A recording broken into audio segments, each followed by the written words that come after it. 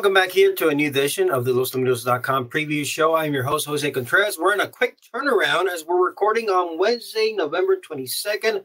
Mike Wrona, welcome back to the program. How was 14 Trials Night? How are you holding up? You know what? I've been dragging a bit ever since, Jose. It must have knocked me about. I know you and I fleetingly considered having a beer at Burgart's after the last race, and we walked through Burgart's and we looked at each other and we just realized we were both too wiped, and we just went home. And I've been a bit tired all week. Yes, we literally met each other inadvertently in the elevator. We were wrapping up. We're like, let's go down to Burgart's. We walked to Burgart's. We looked at each other. Let's just go home. And we went home. Yeah. And that was it. That was our night. We're so tired. It was a tremendous night of racing. Looking forward to 2 Million Futurity Trials Night, 2 Million Futurity Night, and Champions Night in 3 short weeks. Let's talk about this Saturday. By the way, where are you at? Where are you visiting us from this week? I'm up in, at the moment, Sonoma County. Kathy and I flew up to the Bay Area on Tuesday, not Monday. Monday was very much a down day. Mm-hmm. But Tuesday morning, we took an early flight up to San Francisco, and that's where we will end up for Thanksgiving tomorrow. But last night and today, we're up in the Santa Rosa area. Kathy and I are doing a spot of wine tasting, and my original idea was to set myself up for the preview show with a nice setting, perhaps a patio at a winery, until I realized that I left my damn earbuds in the hotel room. So I've had to retreat to the car because it's by far the quietest place. Yeah, there you go. Would love to borrow them. So I'm doing it from the car, which is kind of boring, but from an audio standpoint, by far the best choice. For sure. Understood. All right. Tip of the cap to you. Your long shot pick in our preview show, or special edition preview show, did run a very good third last week on Trials Night, and that could have been a nice key for the Vertical Exotics. So nice job in that selection. Thank you. Yeah, that was SC Time to Run in the 12th trial. Mm-hmm. And she was a 20-to-1 shot on the morning line and paid $10 something to show. So it was good to see her get in the money. Yeah, for sure. All right, let's talk about this weekend. I should say him. He was a first-time gelding, wasn't he? Yes, first time gelding. Him. Saturday night, 10 races. You're going to take a look at the very first race of the night, and you're going to follow a similar trend here because you like a 20-to-1 shot again in the morning line. Yeah, believe it or not, in back-to-back weeks, I'm picking a horse at 20-to-1 on Ed Burgart's morning line. I've only had a couple of sips of wine so far. This is our first venue, and I was sober earlier today when I made the selection. So this horse that I'm looking at, Treasure of Jewels, is number 7 in the opening race.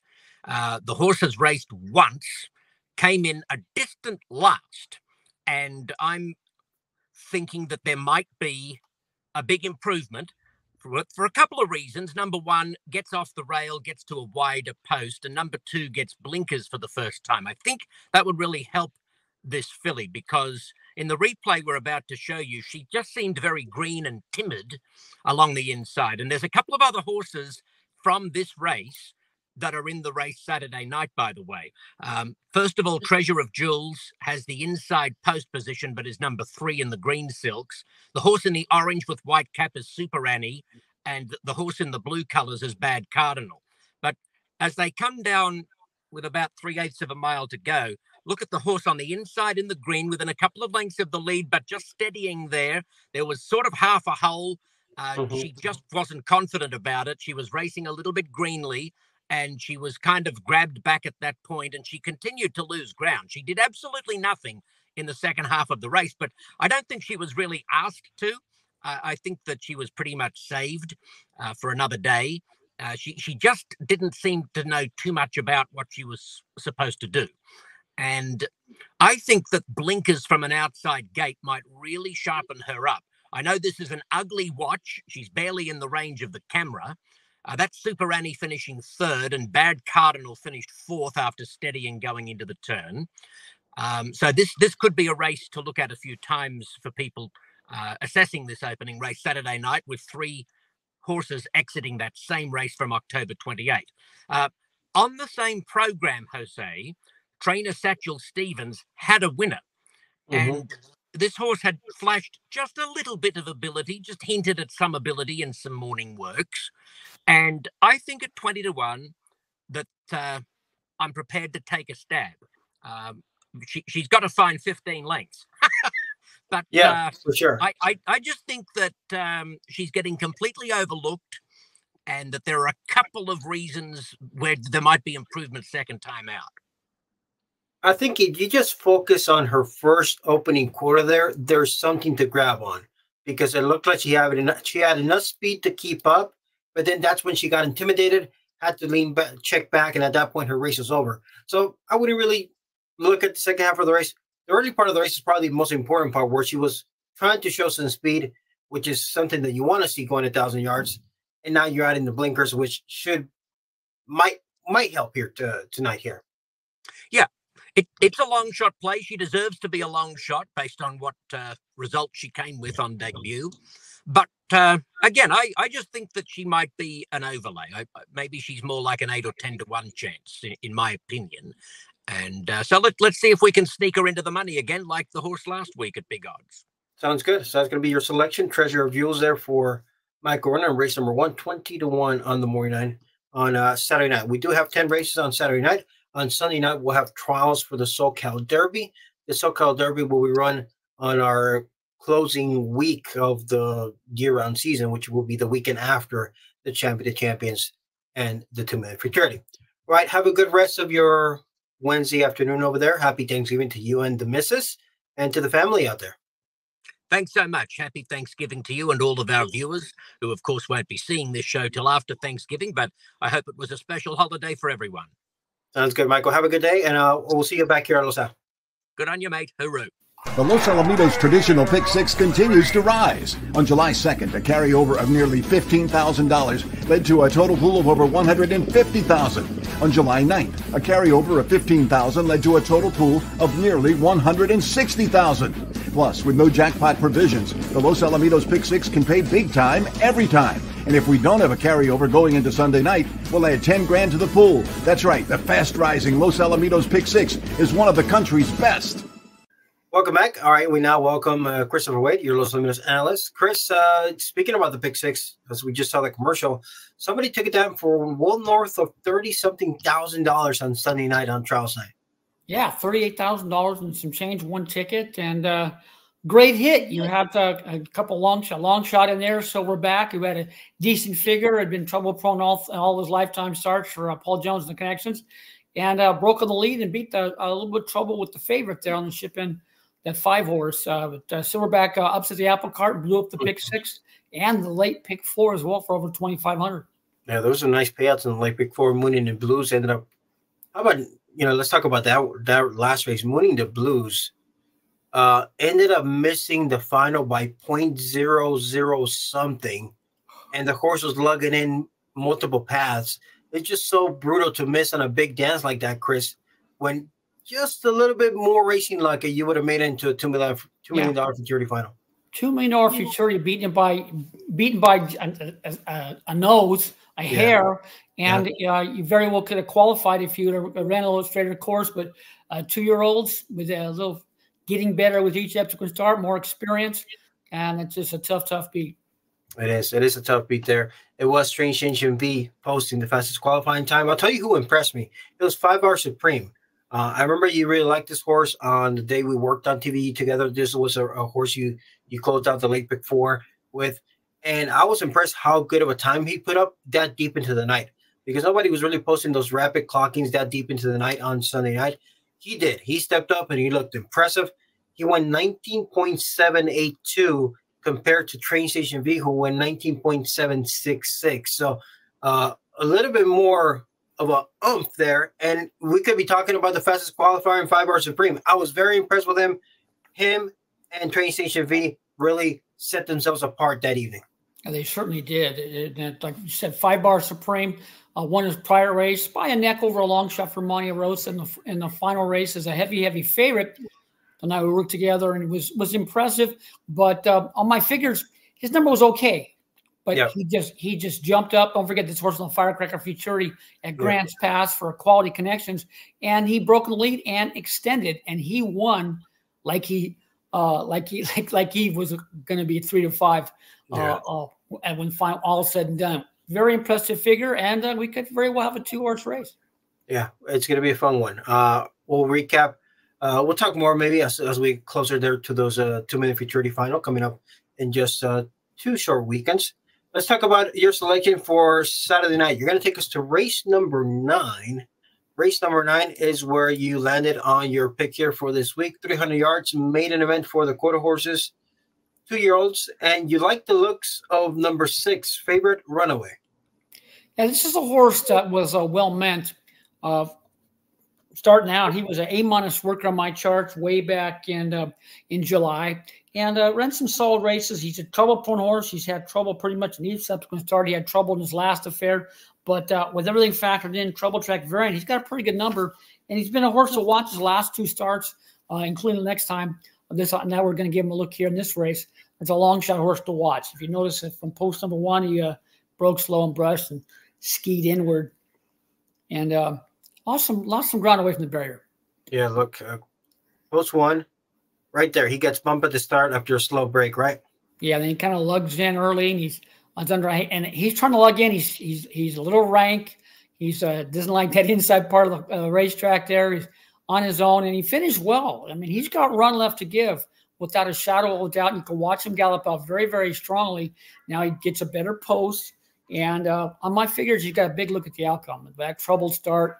Didn't really care. He broke a little slow, threw his head up in the air. The rider leaned back on him at the start and got brushed away from the gate. Kind of drifted in away from there. He lost a length and 3/4, length and a half away from the gate on my numbers. And still put forth a nice effort the final half of the affair. Still a little rank midway, throwing his head around past the gap there. But still put forth a better than looked effort and steadily improving. And if he runs his race with a decent getaway, he's got a big look there in that 9th affair. And he was 13-1 in that race back on, that was October 28th. He did take money on debut. He was 7-1. He took money second time out at 7-2. He hasn't broken all that one the last few starts, and that's why you're seeing those elevated odds. But you are adding the flipping halter. I note this here in the night lines, and that is first time flipping halter. Is that also one of the things you like here? Yeah, hopefully keep his mind together, because like I said in that last affair, he broke a little slow and threw the head up at the start. So if he can just keep his head focused, keep it straight, and the gate opens up, he breaks straight and clean, he's got a big look at the outcome there in that fair. It's kind of a closely matched affair on the numbers, but I'm going to give him a slight edge there in that 9th race. All right, there's going to be Chris's selection in race number 9 with the 6-horse Favorite Runaway for Juan Aleman and Irving Lara. We are recording on Wednesday.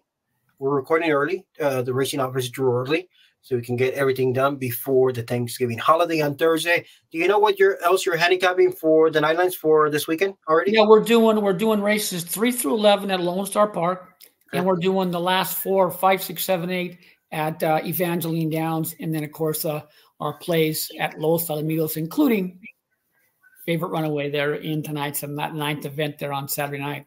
All right, sounds good. All right, Chris, best of luck with that selection. Have a good rest of your Wednesday afternoon. Happy Thanksgiving to you and your friends and family, and we hope to see you this weekend at Los Al. Yeah, we'll see you. Happy Thanksgiving to you and y'all. The Los Alamitos traditional pick 6 continues to rise. On July 2nd, a carryover of nearly $15,000 led to a total pool of over $150,000. On July 9th, a carryover of $15,000 led to a total pool of nearly $160,000. Plus, with no jackpot provisions, the Los Alamitos pick 6 can pay big time every time. And if we don't have a carryover going into Sunday night, we'll add 10 grand to the pool. That's right, the fast-rising Los Alamitos pick 6 is one of the country's best. All right, welcome back. Let's talk about a horse I'm going to key on Saturday night, and it's going to be all the way in the final race of the evening. We're going to take a look here at race number 10, a quarter horse event. It's an allowance for the fillies and mares, 3-year-olds and up, which have never won 3 races, going a distance of 300 yards.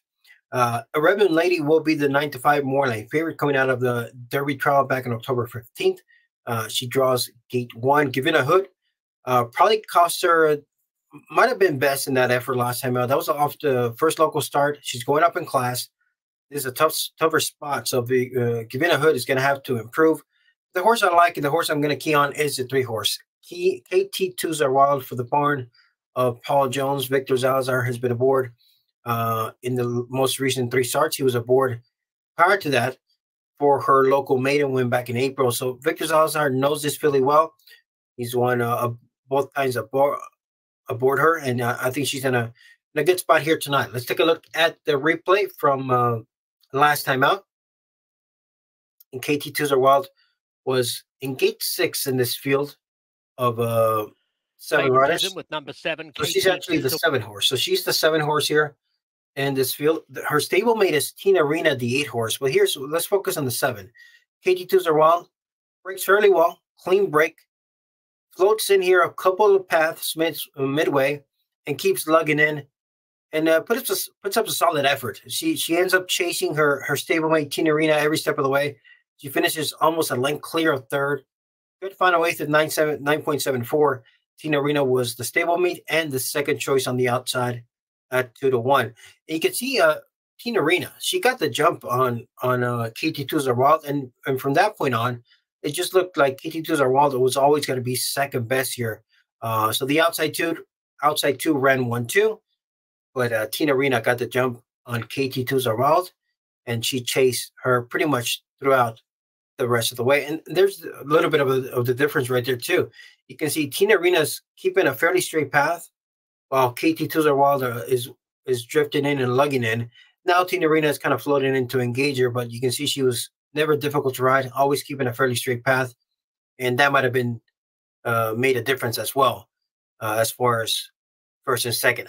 KT2s Are Wild was ever going to catch or beat her stablemate, but maybe the margin of victory should have been closer than what it was. So I'm going to go to race number 10. My lock of the night, my key single in the pick 4, the late pick 4, will be KT2s Are Wild in race number 10 for the barn of Paul Jones with Victor Salazar in the saddle. Let's take a break. When we come back, we'll wrap up the show, bringing in Professor G, talk about what's coming up here at Los Al. The Los Alamitos traditional pick 6 continues to rise. On July 2nd, a carryover of nearly $15,000 led to a total pool of over $150,000. On July 9th, a carryover of $15,000 led to a total pool of nearly $160,000. Plus, with no jackpot provisions, the Los Alamitos pick 6 can pay big time every time. And if we don't have a carryover going into Sunday night, we'll add 10 grand to the pool. That's right, the fast-rising Los Alamitos pick 6 is one of the country's best. That's right. Welcome back to the program. I'm joined by Professor G, Orlando Gutierrez, our Director of Marketing and Publicity at Los Alamitos. Professor, how you doing on the aftermath of a 14 trial for the 14 trial night for the Los Alamitos 2-minute futurity? I'm doing pretty good, Jose. I'm actually feeling pretty refreshed. Those 14 races are past us now. It was a huge program, and now we can look forward to that incredible weekend, December 9th and 10th, with the Champion of Champions on December the 9th, followed by the Los Alamitos 2 million futurity on December 10th. It's going to be a great night and some great fields. Really excited about the field of the 2 million. We saw some impressive trial victories. Of course, Train Station V, the top qualifier, but 5 Bar Supreme, really good effort by this runner. And Lindolfo Diaz will have 2 runners in the final. Also, him and his dad qualified Check-in Cartel. Mm-hmm. So that horse looked really good from the outside post, far outside post. And Lindolfo just talked about how he just liked having one other horse to the outside of that filly. That helped that filly so much. Just kind of, shepherd her into a nice spot, kind of go straight. And he would love to see that happen again. He doesn't need the far outside post. He would love just to be in the middle, just have a few horses to her outside, and he thinks that she can do a really nice job in the final. I'll do a quick rundown.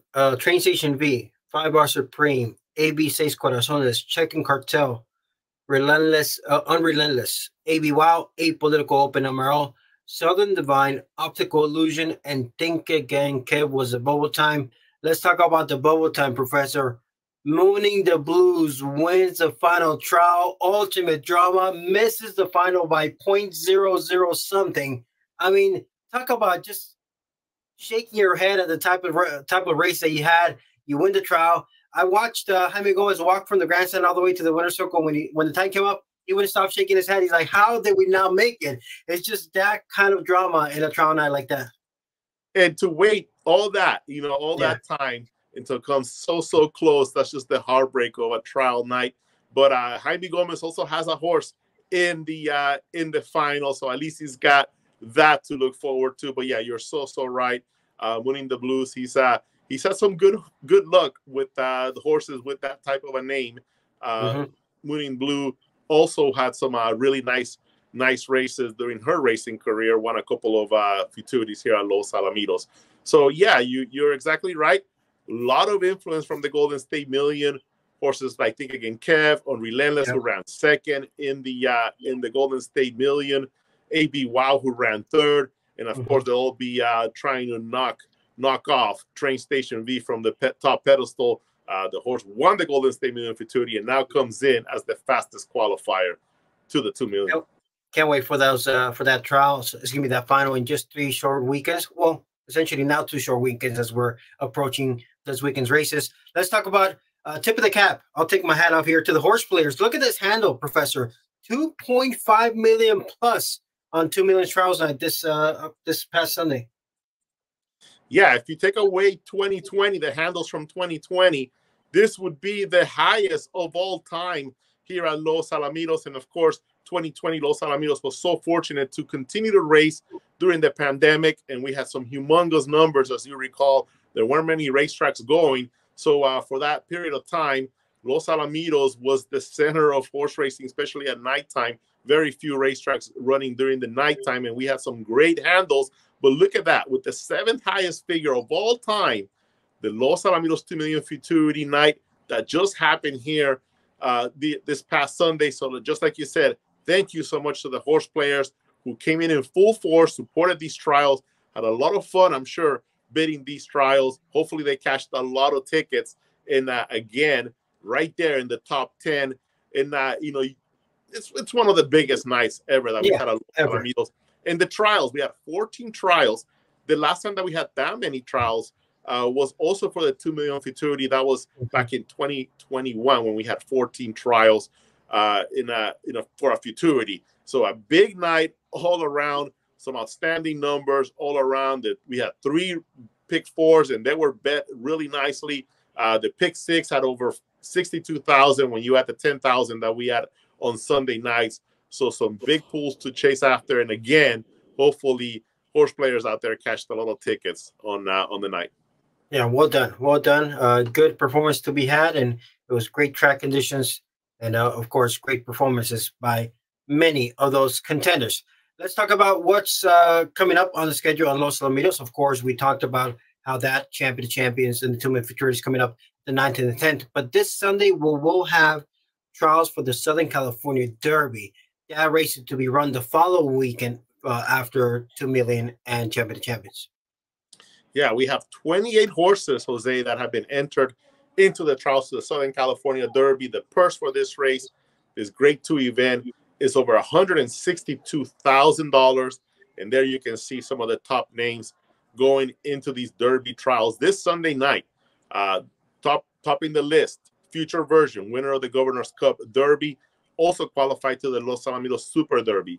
Good Wagon SA won the town policy last time out, but this horse has also run in the 2 million last year, ran second in the Golden State Derby this year, ran second in the Los Alamitos Winter Derby.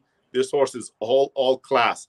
Another horse that has done well in Grade 1 races, Aint Tempting, ran second in the Edberg Million Futurity last year and coming off of a nice win in the Cerritos Handicap not too long ago. Frivolous won the Governor's Cup Futurity last year. You have Marcelo, who actually won a trial to the Los Alamitos Super Derby, didn't quite make it to the final. But this horse, when he's on his game, Jose, he is really, really good. Remember her as a stakes winner here at Los Al in Wasting Light. We talked about how the Golden State Million Futurity was so strong, going and produced so many horses that qualified to this year's Los Al 2 million. Wasting Light was part of the Golden State Million Futurity last year, and now looking to close out his sophomore campaign by qualifying to the Southern California Derby. Those are just some of the big names that are going to be running. Like I mentioned, there's 28 horses, 28 sophomores that will be going in these trials. And with 28 horses, Jose, we're going to have 3 trials. So we're going to have fields of 10, 9, and 9, I believe. I'm not 100% sure if that's what's going to happen, but 28 horses in just 3 trials. So we could have 2 10-horse fields. We could have a 10 and a couple of 9s. Either way, it's going to be full fields on display in these trials, Jose. Looking forward to it. That'll be Sunday night. And, of course, the top 10 fastest times will advance to that rich final. I want to give a special shout-out, Professor, to quite a handful of fans that stopped by the set, said they enjoyed last week's marathon of a show. Thank you to all the guests that joined me. I know I had to bug them and like, hey, can you join me? Can you join me? So thank you to all the guests that joined us on the previous show last week. It was fun putting it all together. We had a lot of fun doing it. Yeah, absolutely. A new record. Not only do we have a new record handle, we had a new record length of show for the previous show, Jose. Over an hour, nearly an hour and 50 minutes for the show, but it was packed full of great information. How did we do as a whole? I know I missed night trial, but how did we do as a whole? Did a lot of winners? Yes. So Ed Burghardt started the show with the winner, the 9-horse on the outside, who ended up being AB6 Corazones. I think he had the exact end of that race. Bonus place, Ashley Mayu gave us Money the Blues as her bonus play on the very last trial. So that was a nice, 5-1 or 6-1? Yeah. Caleb Keller gave us his bonus play as AB6 Corazones. We had a nice long shot selections in there in the mix. Mike Wrona, his 20-1 pick, finished third at a nice price. So some of the vertical exotics. So overall, there were some nuggets to be had throughout the show. And hopefully people got a lot of fun out of it. Perfect. Well, looking forward to the results of this show, because we're going to have some really nice races on Saturday night. We have a 10-horse field, a 10-race card on Saturday, and getting underway at 6 p.m. And like I mentioned, some full fields going into the Southern California Derby trials. We haven't drawn those races just yet, but again, it should be a fantastic way to close out the weekend of action here at Los Al. The last set of trials for the season, the Southern California Derby. And again, they'll be coming back on closing night, December 17th. That's when the final for the Southern California Derby will take place. All right. Looking forward to it, Professor. Thank you for that update. Looking forward to the Southern California Derby trials. And of course, we'll be talking 2 million and Champion of Champions in just a few short weeks as we get closer to that final. Want to wish everybody that is watching the show happy Thanksgiving, happy holidays. To you and yours, Professor G. Happy holidays to you and yours. Hope you have a great Thursday. Thank you so much to your family as well, Jose, and to all the viewers out there. Enjoy a lot of football, NFL football. Don't forget there's a Black Friday football game. My Dolphins playing I forgot about that. Friday against the Jets. And, of course, have a terrific, fun, safe, loving Thanksgiving Day here on Thursday. Before I forget, guess who messaged me, Professor? He asked me to mention this on the show. My old podcast co-host of the Los Ponies podcast. Remember him, Curtis Treese? Well, yeah. He was too busy to join. He was an invited guest of the previous show. He wasn't able to make it. So I gave him slack for that. I kept messaging. I was like, you know what? I'm going to erase you from my contacts for not making the previous show that we did last week. But lo and behold, after the night was over, 14 trials, you know what? Make sure you mention to Professor G that I want his congratulations on the air and that the belt remains in my corner, in the Echo-Base corner. How about that? I forgot to tell the Hitman that I changed how we keep standing, how we keep track of score for our little rivalry. So I forgot to tell him. So I actually ended up winning. So perfect. Text him back. Tell him that Professor G changed the way he keeps score. He ended up winning. That's right. How about that? I'll send this video clip to Curtis. How about that? Well done, Professor. I'll back you up on that because the rules have changed month by month. I can't keep track of the rules. There's rule changes left and right, but it's just it's he doesn't show up to the show. You know, things change. Exactly. He didn't have it. My old podcast host couldn't join me for 15 minutes on the show, Professor. How about that? We should be disqualifying from any future belt titles. Just for that event. But, that's right. I digress. Professor, give me your prediction of the score for the Dolphins on the Black Friday. Okay. I'm gonna go for it here. I'm gonna say we score 28 points Okay. And the Jets score 7. I'm going for it here. 28-7? 28-7. Okay. By the way, my dog Noodles just moved the green screen. You can see right there a little bit of an edge, but Noodles, stop moving the green screen. Shout out to shout out to your Rolo at home, your furry friend, Professor. Hopefully you have a good Thanksgiving. Hopefully you drop a couple of turkey legs for Rolo there on the floor, and he has a great Thanksgiving turkey. You know, poor Rolo has never tasted human food. No.